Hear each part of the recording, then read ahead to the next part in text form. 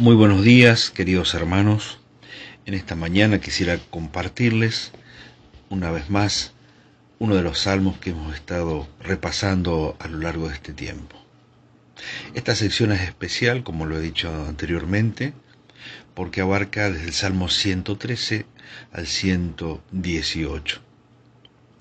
Y cada uno de estos salmos son los salmos que el Señor Jesucristo, la noche que fue entregado, la noche en que Él participó de la última Pascua con los representantes del pueblo de Israel, sus discípulos, y la noche en que Él instituyó por primera vez la cena del Señor, en donde a través del pan y de la copa recordaríamos su obra en la cruz del Calvario, su cuerpo entregado y su sangre derramada. Pero no podemos pasar por alto que aquellos salmos que él cantó fueron salmos cantados por el pueblo de Israel a lo largo de la historia. Estos 6 salmos, 113 al 118, como expresaba recién, son un conjunto de expresiones del corazón de un pueblo que miraba su pasado, su presente y su futuro, pero que tiene un significado muchísimo más profundo en labios de aquel que cantó la noche que fue entregado, el mismo Salvador, el Señor Jesucristo. Él abrió su boca para cantar cada uno de estos salmos. El salmo que nos compete en esta oportunidad es el salmo número 117. Este salmo tiene un trasfondo histórico desconocido y un autor desconocido. Pero la verdad es que nada agregaríamos si conociéramos tanto su autor como su trasfondo, porque en definitiva, este escrito nace de una experiencia de la bondad de Dios para con su pueblo. Características de este salmos. Bueno, este salmo está ubicado justo en el centro de la escritura, de la palabra de Dios. Y no solamente esto, sino que también es el salmo más cortito y el capítulo más corto que existe en toda la Biblia, en los 66 libros de la Biblia y por supuesto del libro de los Salmos. Spurgeon decía que el Salmo 117 es muy breve en extensión, pero muy grande en su espíritu, porque rompe todos los límites de la raza y la personalidad. Y la verdad que para entender esta frase tendríamos que leerlo, y en esta oportunidad es muy sencillo leerlo. Orar y leer es casi la misma cosa. Y el Salmo 117, con tan solo 2 versículos, dice lo siguiente: Alabad a Jehová, naciones todas, pueblos todos, alabadle, porque ha engrandecido sobre nosotros su misericordia, y la fidelidad de Jehová es para siempre. Aleluya. Hay un tiempo para todas las cosas, para himnos cortos y para himnos largos, para sermones largos y para sermones breves. Y en algunos casos bastan 2 versículos, como en esta oportunidad, y en otro caso son necesarios 176 versículos, como es la extensión del Salmo 119. Esta es una introducción apropiada y solemne para el salmo que sigue, el último, que es el clímax o el punto más alto del Alel, porque es el salmo final antes de que el Señor Jesucristo se levantara para dirigirse al huerto de Getsemaní. Este es un salmo que fue utilizado por el apóstol Pablo para argumentar que no solo los judíos, sino también los gentiles fueron llamados a glorificar a Jehová por su misericordia. Es citado y enfatizado en Romanos capítulo 15, versículo 11, en donde expresa: y otra vez, alabad al Señor todos los gentiles, y magnificadle todos los pueblos. Y el título de esta sección en Romanos capítulo 15, del versículo 8 en adelante hasta el 13, es Cristo la esperanza de judíos y gentiles. Es decir, que el apóstol Pablo mira hacia atrás en la Escritura y ve en la obra de Cristo el cumplimiento perfecto de la profecía, no solamente hacia el pueblo de Israel, sino también hacia toda la humanidad. Es decir, que si algún judío cantando, entonando o expresando este salmo quisiese hablar exclusivamente de su mejor posición ante Dios y delante de Dios, la verdad que esa exclusividad no tendría ninguna justificación en el pacto que Dios hizo con Abraham muchos años antes, porque leemos en Génesis 12:3, serán benditas en ti todas las familias o todas las naciones de la tierra. Y el escrito también es un anticipo de las palabras de Apocalipsis 7, del 9 al 17, una grande multitud de todas las naciones y tribus y pueblos y lenguas. La salvación pertenece a nuestro Dios y al Cordero, es decir, todo podría hablar de Israel como siervo de Jehová, algo que en su historia no cumplió cabalmente. En cambio, todo se cumplió en la persona de Cristo, en quien hallaron cumplimiento todas las profecías de la antigüedad. Rápidamente este salmo podría dividirse en dos secciones. La primera de ellas nos habla acerca de el llamado a la alabanza. Y es interesante porque este llamado a la alabanza comienza diciendo o anima en primer lugar a las naciones todas y pueblos todos a alabarle. En el original la palabra nación es goy, ¿sí? Es goy en el idioma hebreo. Y esta expresión goy se aplica a gente gentil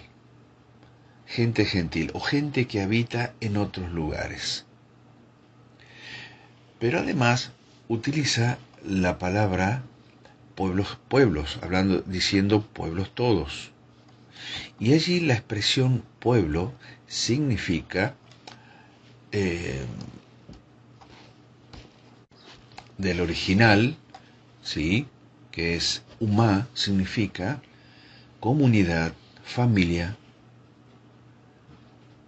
Y entonces llegamos a esta conclusión sencilla.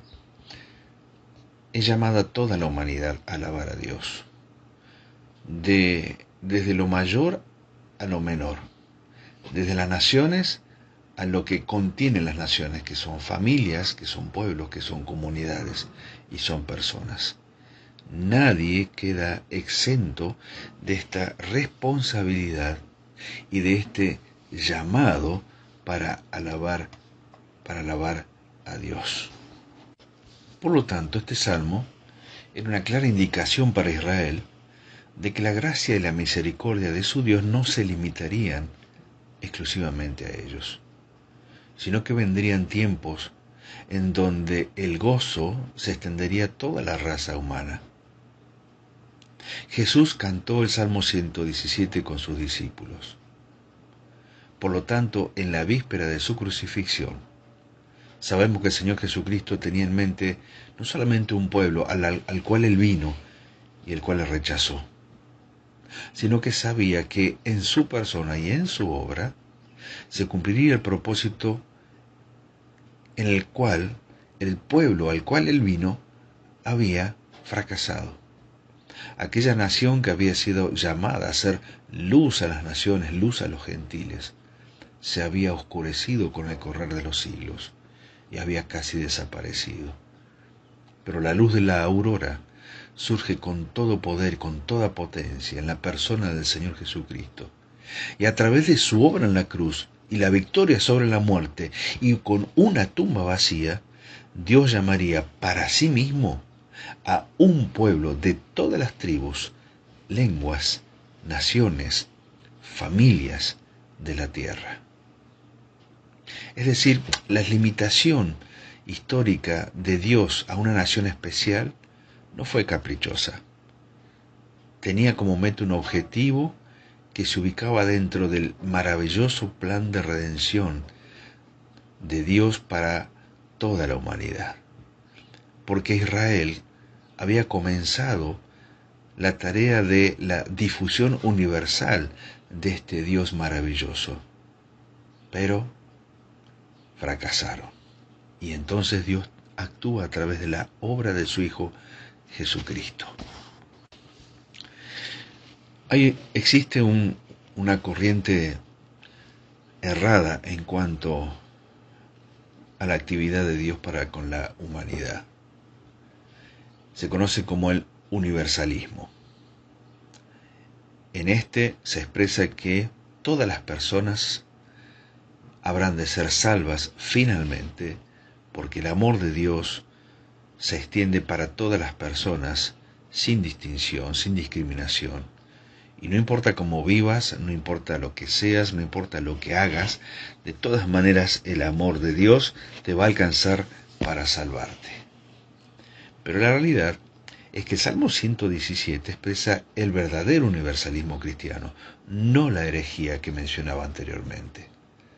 Y no significa que todas las personas serán salvas independientemente del Dios en el que crea, sino que la expresión del Salmo 117 indica que todas las personas pueden ser salvas a través de la obra de Jesucristo en la cruz, en quien se cumplen todas las profecías.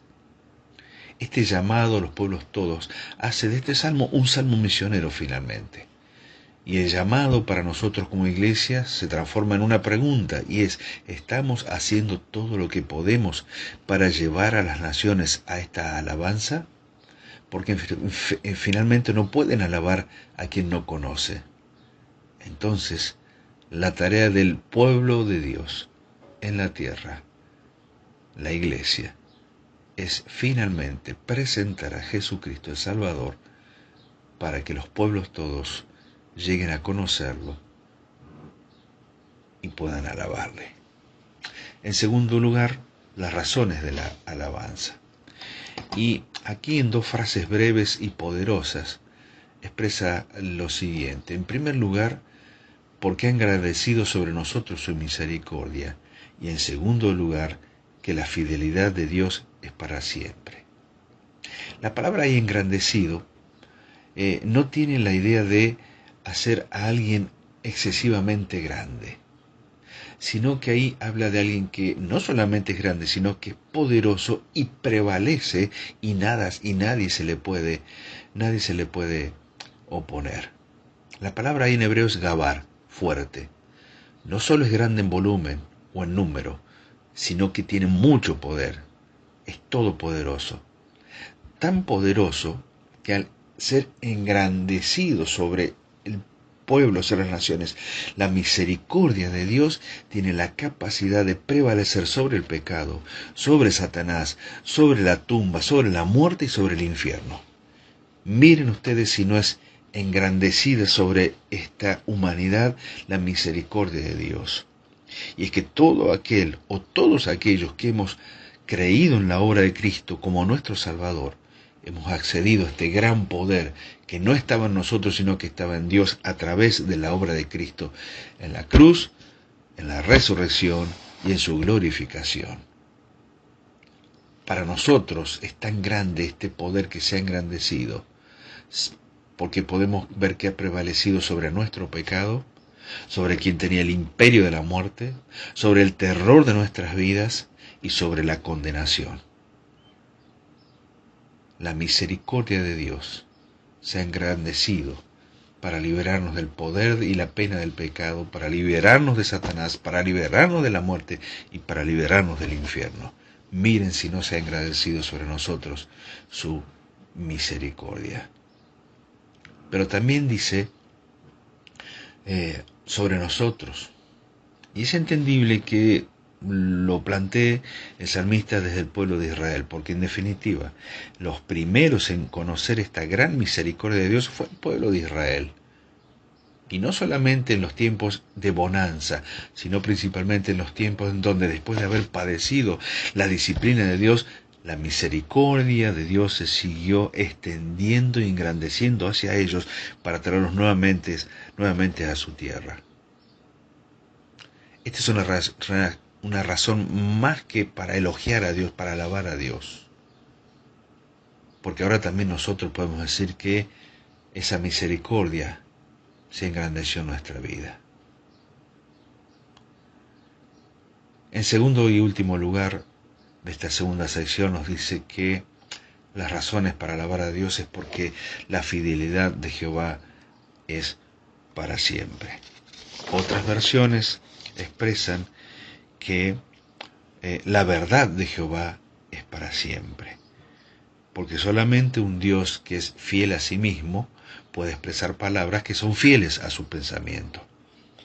Y por lo tanto, esta expresión de la fidelidad y de la verdad de Dios para con nosotros se presenta de una manera maravillosa. Cuando misericordia y verdad se alaban juntas de esta manera, nos recuerdan que la ley por medio de Moisés fue dada, pero la gracia y la verdad vinieron por medio de Jesucristo. Juan 1:17. Si Dios defendiera únicamente la verdad, pero sin la gracia, no habría esperanza para nosotros. Por otro lado, si la gracia de Dios solamente fuera la expresión para con nosotros, también estaríamos sin esperanza, porque nunca la gracia de Dios puede actuar aparte de la verdad.